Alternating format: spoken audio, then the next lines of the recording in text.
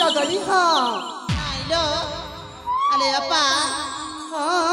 होय गो राजा नंदिनी मना मोहिनी सतरे काय जे हे सचाकी अरे रे रे रे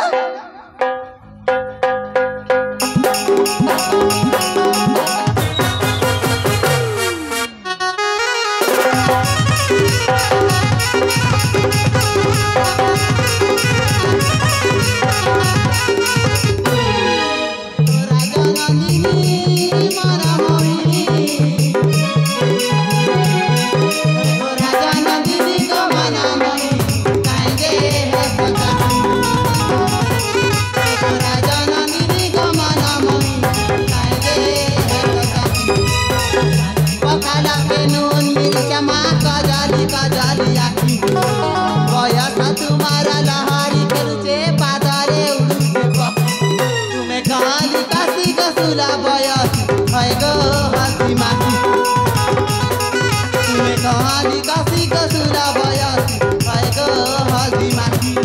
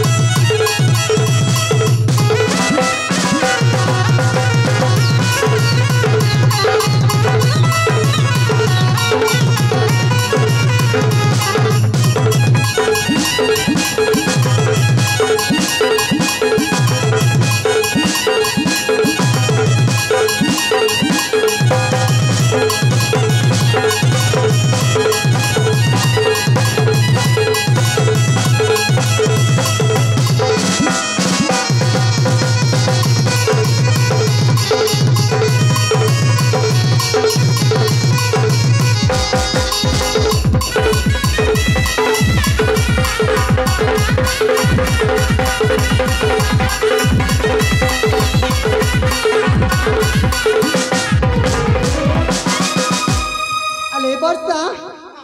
तापरे कणले सखी ए मनती कसुन उतरा केलो एम्मा तमे कौचा मु मन देखि सुनि बिनि केमितिले सांग ए अपा हां ए आवरी अचिलो तलागो को कोले सांग ठीक अचिलो अले अपा हां सतरे सुनि बना एम्मा तमे कौचा मु सुनि बिनि केमितिले सांग सुनालो हालो हे आमा कुदेउ चटिया रे सजनी आमा कुदेउ चटिया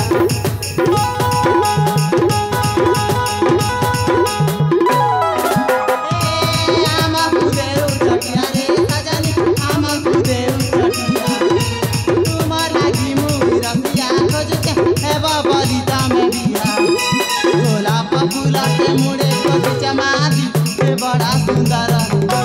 हमारा माटी के फूल के जाके खेला न बिहार बता मुआ पीला के देखी को हंसा चाह